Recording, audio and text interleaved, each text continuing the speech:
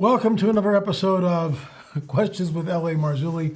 I am your intrepid host, L.A. Marzulli, and we'll be back trying to answer some of these. Some of these are really difficult, but we'll see what we can do. And thank you for writing in. But first, a word from our trusted sponsor. Before trying anti-aging serums or wrinkle creams, check if you're getting enough collagen first. Collagen is a protein that plays a crucial role in maintaining the health and elasticity of our skin. Without it, we may notice visible signs of aging, like fine lines and wrinkles. While collagen production naturally declines as we age, certain collagen supplements can help bring back a youthful glow like you wouldn't believe. This is why I highly recommend taking collagen. Collagen is specially formulated to enhance skin elasticity and hydration.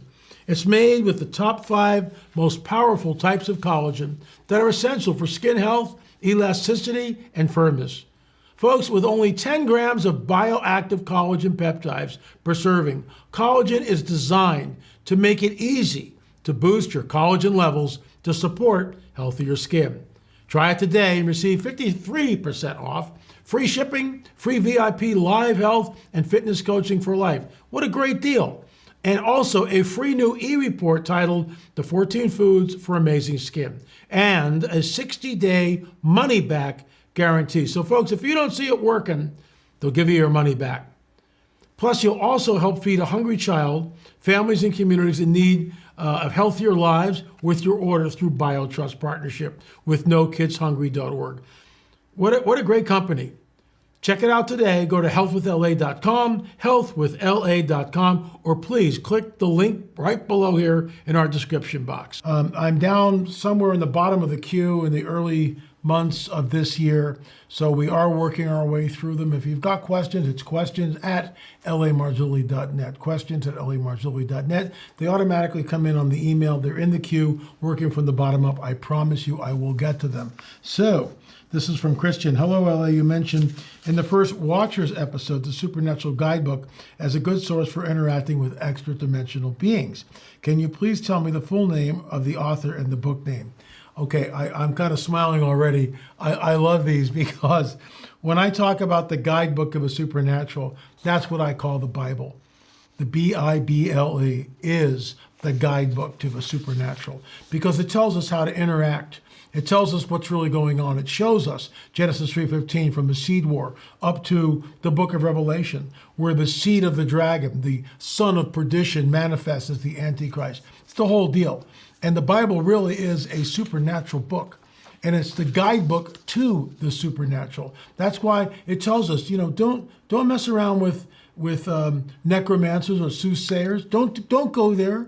Don't do that, because why? You're engaging a familiar spirit. And anyone with a familiar spirit, you don't want that. You don't want that. That's opening a doorway to the demons. So the author of the book, 66 books, 40 authors, and yet, as the late Chuck Messer used to say, it is an integrated message system. So this is from Doc Lynch. Hello, LA. Thank you for your ministry, in which I have become more familiar with over the last few months. I am a semi-retired pastor with a deep interest in the spiritual and the supernatural. I first became familiar with their work through Skywatch some years ago. I've only been on Skywatch, I think, twice. Once recently, this year, 2023, and then maybe 12 years ago, but that's it. We live in an apparently high activity area for what I call chemtrails. I see them almost every day. I have never, however, seen anything like this. It appears to have been some sort of a funnel cloud, which I have never seen before. My wife and I agreed that it could be sort of a portal where something either entered or left. I thought of sending you in the picture. I know you're very busy, so I thought whenever you get the time, you could look at it. Thanks for your consideration and opinion you could provide, Pastor Doc and Joan. Here's the picture right here, and you can see the funnel cloud right there. You can see the funnel cloud. So what is this? Really good question. I have no idea. I'm not a meteorologist. I'm looking at my monitor over here in case you're wondering why I'm glancing off to the side. So I too can see the picture. But I don't know what we're looking at. Could it be an atmospheric anomaly? Certainly could be. I always err to the side of the natural first before taking that step over the threshold into the supernatural world. It is very interesting. I've never quite seen anything like this. Could it be, the funnel, where is it? Hold on, let me pick it up again. That funnel cloud, could we be looking at the beginning of a tornado? I don't see the sky looking like that, but I wasn't there. That funnel cloud could be the beginnings of a tornado. Don't know. So that's on the back burner because I have no answer for you, Doc and Joan, but thank you for writing in. This is from Ed. I just recently came across your YouTube videos and I am a new subscriber. Well, thank you. I appreciate that, Ed. Thanks so much. Please review the attached videos. I came across these a few years back. They blew my mind. So basically, it's a kind of a long, involved email. But what he's talking about here, which is really, really interesting in my opinion, the original position of the Tower of Babel. And there's a bunch of different videos you can look. Mount Kailash, Kailash, in the Himalayas. And it's very, very interesting. There's something going on there for sure. And then Russian and American scientists believe that Mount Kailash is the axis mundi, the center of the world, and it's known as the axis mundi. Its location is the synchronization with several ancient monuments in the world and the Earth's poles. The North Pole is 6,666 kilometers from here, and the South Pole is 13,332 kilometers away from its peak. So it's very interesting. We titled one of our films The Axis Mundi, specifically because of America Stonehenge and how America Stonehenge relates to Chaco Canyon, Teotihuacan in Mexico, Machu Picchu in Peru, the Canary Islands, Stonehenge, England, and of course, the Great Pyramid of Giza. But there are other alignments. Folks, there was a grid in the ancient world. There was a grid that was here, okay? And everything was connected. And that grid was under the control of the dragon. The grid is back. It's not the same as it was, is it? But the grid is back. And it's called the internet. And it's called satellite TV. And satellites, which basically go around the globe continually. An array of satellites moving. And this is why when you hop on the internet and you can zoom someone in a different country because of a satellite technology. The grid is back. Right now, it's benevolent, okay? But it basically,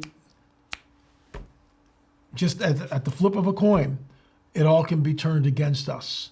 Now, I realize that sounds a little like conspiracy theory, but it's true. It's true.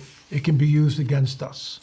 So, will the grid be used by the dragon in the coming days of the apocalypse, as I believe we are headed towards? Definitely, more than likely. Continuing. This is from, actually, there doesn't seem to be any signature. That's so sad. But let me read it anyway, okay? Oh, it's Marissa. Okay, hi, Marissa. Great work, LA. I was wondering if you've ever looked into high-altitude psychosis. The stories all seem like they are consistent. And hear people's voices, music, in some cases, climb with another person that always mysteriously disappears. Either it's high-altitude demons or perhaps heavenly angels to help guide them on the mountain thoughts. God bless and keep up the great work. Well, thank you, Marissa. That is really, really interesting. I've never heard of that before. High-altitude psychosis, extremely interesting. In other words, you get and all of a sudden you're up, let's say, at 14, 15, 16, 18,000 feet, whatever. You're way up there. And oxygen, you got your tank and the whole deal, like you're climbing Mount Everest or something like that. I'll never do that. I don't want to do that. But all of a sudden, there's your climbing buddy out of nowhere. And then the climbing buddy mysteriously disappears.